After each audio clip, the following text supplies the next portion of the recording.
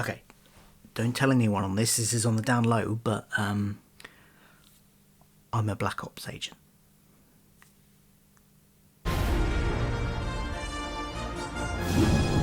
Hi, I'm Phil. Welcome to my channel where I talk about all the geeky pop culture that I can consume, including things like Doctor Who, the MCU, and Star Trek. We're back again to review another new episode of Star Trek Lower Decks, the animated series of Star Trek, which I am enjoying immensely so far. We're up to the episode Mugato, Gumato. I don't know what the Gumato bit refers to. The Mugato obviously refers to the creature from the original series that we get to see in this episode again. The big hairy guys with the horns.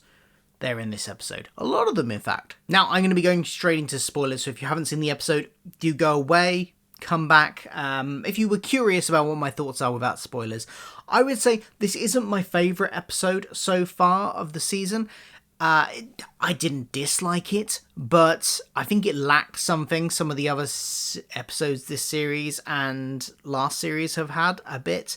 Just didn't quite grip me in the same way. And there were probably multiple reasons for that. I think some of the B-plots, Tendy's B-plot wasn't particularly strong. There was one thing I did like, though. There was another thing like last week, we're getting different pairings of characters because we got Rutherford and Boimler together here as the main focus of the main pair of the A-plot, which is good because last week we got Tendi and Mariner, this week we've got Rutherford and Boimler, which aren't pairings we saw pretty much at all in the first season. So it's really good that they're mixing up the dynamics a bit from last season. It's not just always Tendi and Rutherford and always Mariner and Boimler. So I did like that. But just, I don't know, nothing about this episode really massively gripped me. So, spoilers from this point onwards. The Cerritos has been sent to investigate a sighting of a Mugato or Mugutu or however many other ways they pronounce it in this episode, because they make a joke of the fact that everybody pronounces it differently, which I quite liked. I thought that was quite funny.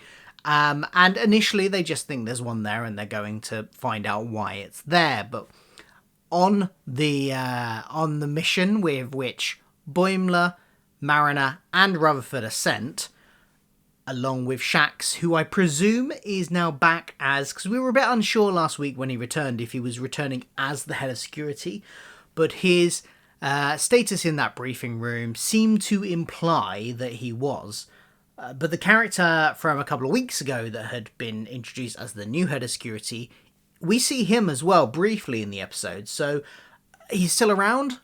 I mean, are they job sharing? I don't know. But in this instance, it looks like Shax has the head of security role, certainly in this particular episode. So they're all part of a team that goes down to find out what's going on, and they come across a Ferengi poaching operation, basically, to capture and sell on the horns, kill the Mugato and sell the horns on, so that they have to then foil this. But while that's going on, and I think what some of the best bits of the episode came from, was that back on the ship before they go down, in the bar, the barman has hinted to, or outright told, Rutherford and Boimler that Mariner is an undercover ops agent, and that if she's backed into a corner, she could kill her whole crew to get out.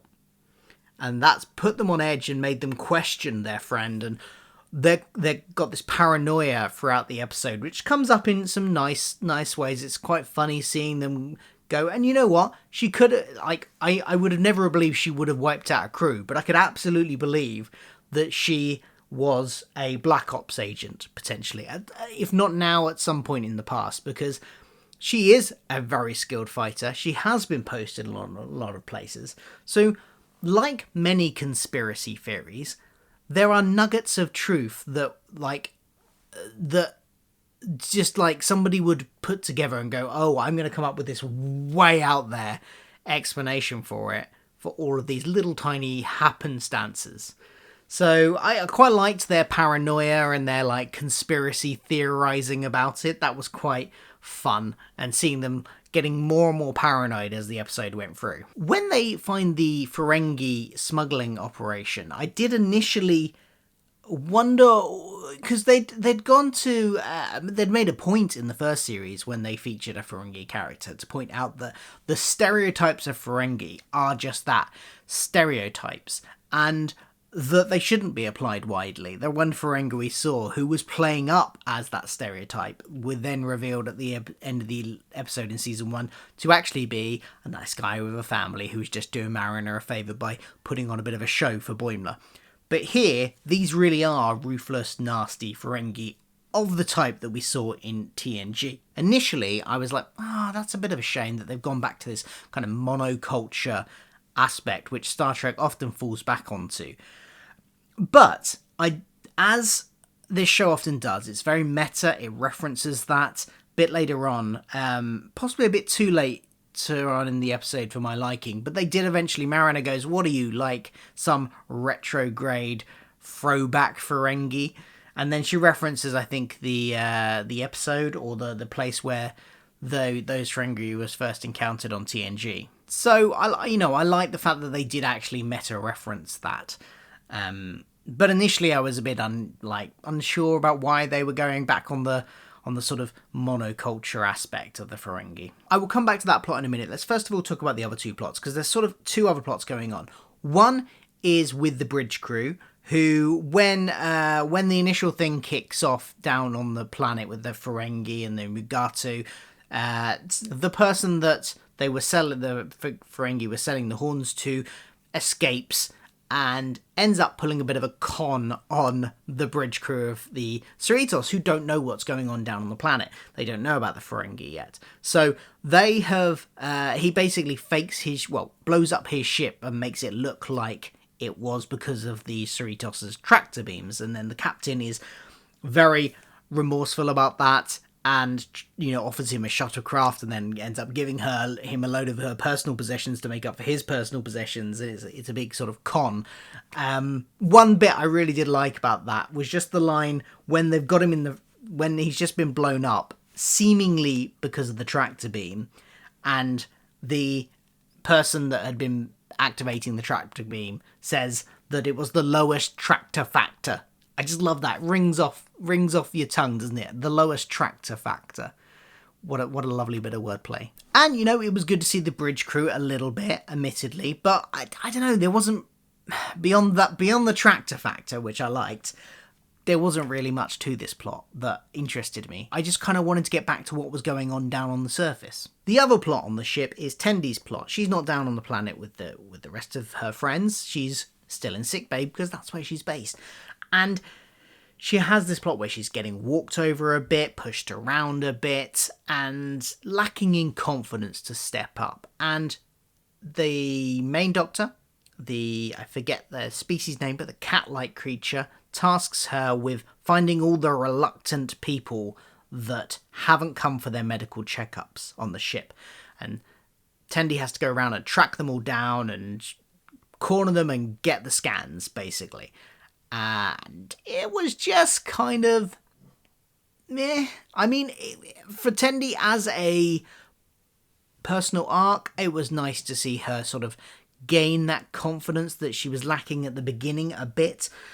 But overall, this whole plot just didn't really massively interest me until it got to the bit where she had to chase down the Doctor herself, because the Doctor is the last reluctant person. And there were some fun bits of her chasing around the Doctor through the Jeffries tubes and eventually getting her. And that was okay at the end there. But I don't know, just the stuff on the ship, both with the bridge crew and this, just didn't really interest me that much, I gotta say. Back down on the surface, though, things have gone a bit crazy, because in the kerfuffle where Starfleet officers are trying to arrest the Ferengi, something gets damaged, all the Mugato get released, there's chaos everywhere, and the paranoia that Rutherford and Boimler have about Mariner possibly turning on them because she's a covert, potentially Section 31 agent, gets heightened to even more levels when they see her stab Shax, the head of security. And so they run away into the wild where the Mugato are, therefore putting themselves at risk even more. And their paranoia just increases. There's a really weird bit where they run into some kind of just random nature guy who they think is an expert or presents himself as an expert on Mugato, and he has written some books, or they think he's written some books. Turns out he's just read some books and is very much an amateur and gets killed very quickly. That was sort of just a bit of a random aside, I thought. And then we get the confrontation between Mariner and the other two, which results in the explanation of what's happened and the fact that she started that rumour that she was an undercover agent because she liked the mystique of it and wanted to be a little bit feared, but she never thought her actual friends would believe it. So we get the sort of resolution of their paranoia there, but she's gotten captured in a trap. They can't save her, and all of the rest of the Starfleet officers have also been captured. So it's down to Rutherford and Boimler to rescue everyone. And how they do it, I thought, was a really nice conclusion, because they used their brains rather than their brawn, because they don't really have any. Although actually Rutherford is a kick-ass fighter, as we saw when he went up against hologram Borgs in that one episode in season 1. He can fight when he turns his chip to it. But here they use their brains, and they burst in holding this thing that looks like a bazooka, and you think, okay, they're gonna fight here, and they turn it on, and it's a projection, it's a presentation. It's a cost-benefit analysis, because of course the Ferengi, who are, again, leaning into the monoculture a bit, but let's face it, the Ferengi as a species mostly concerned with profit. And yes, this particular type of Ferengi mostly do it with violence and capturing and kidnapping, but if there's an easier way to get more profit, they will go for it. And so they win by presenting them with a proposal that they could turn, rather than killing the Mugato, they could turn this planet into a nature reserve, sell tickets, sell merchandise, put on shows, and therefore get more money than they would by just cutting off their horns and selling the horns and killing them. So that's how they win. And I really like that ending. I really like how they used that kind of turning the bad guys' aims on them to win. And there's a reference back to a board game they're playing at the beginning where they compromise. They really want to be arresting them for the crimes they've done. And the Ferengi really like capturing people and extorting them. But they compromise, and neither side is particularly happy, but they're all okay with it in the end. Which is a reference back to a game that the two were playing at the beginning where that is the objective, to compromise and neither side be particularly happy with it. One other thing I will mention is I did like the, again, very meta reference, very self-referential line from Mariner to the Ferengi when she's being a prisoner that, you guys can just replicate the stuff you sell for Latinum, right? They live in a post-scarcity society. There isn't any need for this. They could just replicate anything they need, but they don't. Why? Who knows? It's the Ferengi. So, yeah, while I liked some aspects of the main A plot, and I thought the stuff with Mariner, the paranoia about Mariner being potentially a secret agent who might turn on them at any point, that was quite good. I liked that.